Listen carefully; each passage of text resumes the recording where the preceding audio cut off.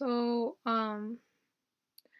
I've just been feeling a little torn up inside about going to Standing Rock in a couple weeks because um there is, all this violence going on, and the young warriors who are out there who I'd be joining, um, they're obviously being targeted by police and military, but also being shamed by our elders, um, for their direct action and for their engaging with the conflict.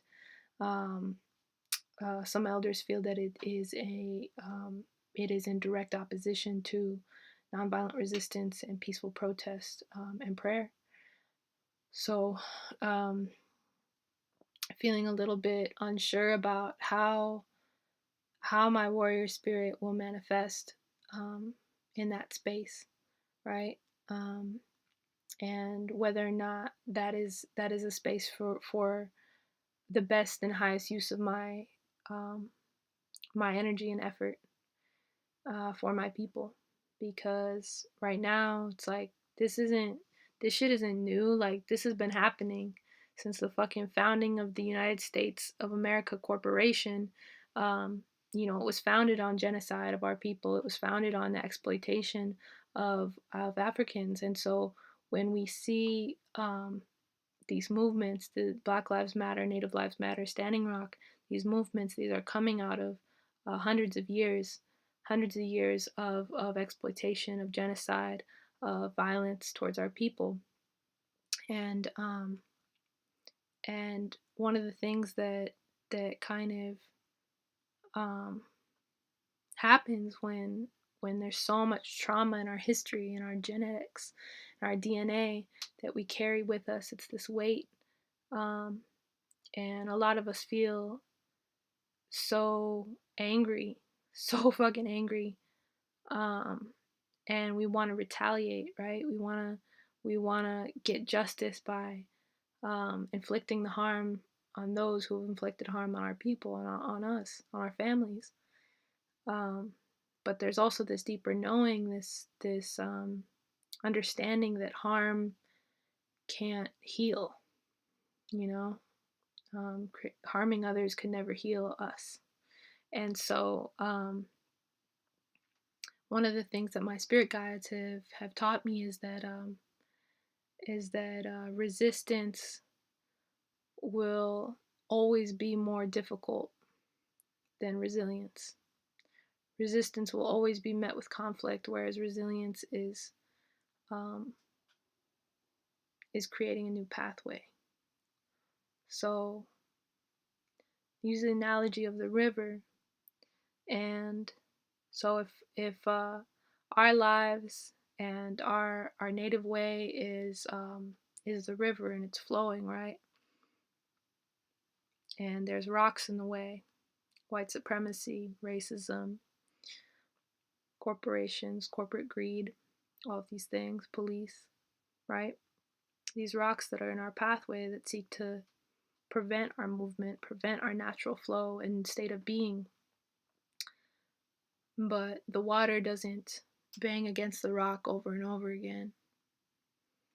The water simply flows around the surface of the rock.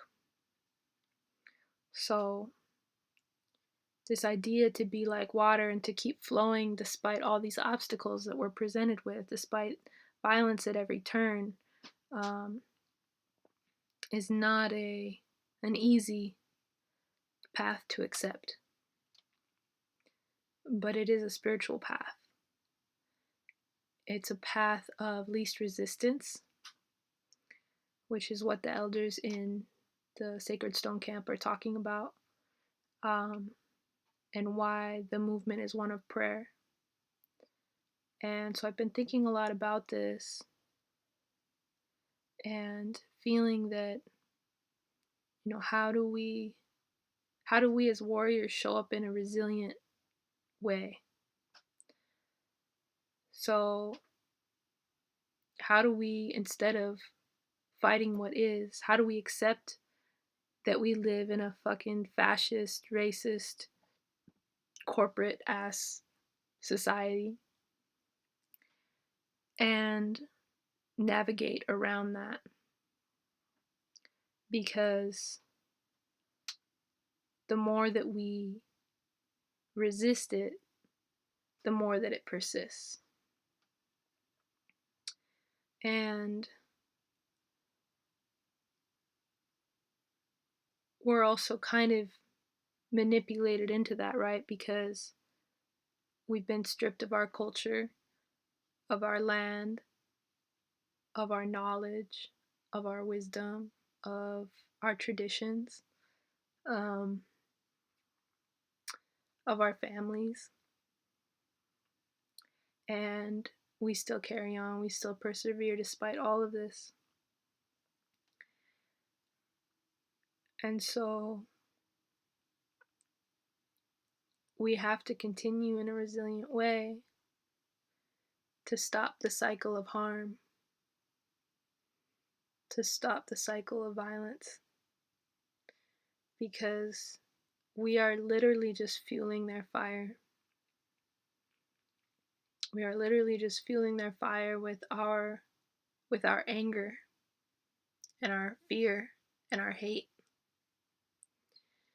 And we can continue to do that. And we might win some of the smaller battles, but in the long run, that's not a solution.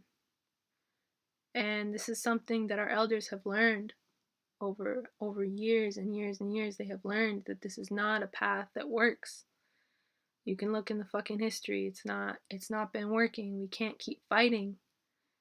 And we also can't keep asking for fucking permission. We also can't keep asking for them to care about our people's needs and value us in an equal and fair way, because they don't. So we have to accept what is. We have to accept that, you know what, this is the world we live in. And how do we exist? How do we thrive? How do we connect with each other and with the earth despite the world that we live in? And I don't have all the answers to that, but I know that we need to start getting creative, and we need to start talking about it. And we need to start figuring out, how do we sustain ourselves outside of the system? How do we sustain our families, our communities, our people outside of the system? Because every day, with our wages, with time we go to the store, whatever, we're supporting it. Whether we go to school and fucking pay for that institution, whether we, all that shit, it all goes back to them. So, when we think about, like, chanting work, work, work, work, work to all these songs, like, where are we putting in that work in our own lives? Where are we investing in, like, partying? Are we investing in institutions or corporations that don't align with our values? Where are we putting in that work, right? And it's gonna take fucking sacrifice. It's not simple. It's not easy. And a lot of us have a lot of people that are depending on us. We have mouths to feed. We have family members that need us. And so it's not easy to make these sacrifices or choices. I'm not saying that by any means, but I guess I'm making this video, and I'm saying these things from my heart as a reminder for myself on my path, and for others that are struggling with this journey, that we're working towards freedom. That is our end goal. We need to be have self-determination, and be able to exist without persecution for who we are. And I do believe that the only way to do that is for us to provide an alternative that is not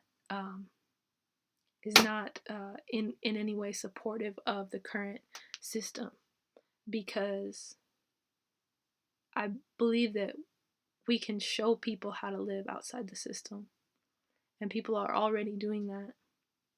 There's already people going back to the land. There's already people, and yes, they are meeting obstacles there as well. So we have to be creative. We have to talk. We have to talk about this. We can't just be, doing protests anymore. We can't just be like, lobbying for fucking justice. Like it's not working. It hasn't been working. Like we need to talk about other strategies. And I know there's people out there that are fucking fed up. Like I want to talk to you. Like let's get together. Like this isn't just some fucking Facebook rant. Like this is for real life. This is every day, every moment that I think about this. So if you're about it, if you're really trying to create a revolutionary change and you want to create that alternative life for people of color to feel safe and connected and supported and nourished, um, get at me. Like talk to me. Like let's meet up. Like I'm ready. Thank you.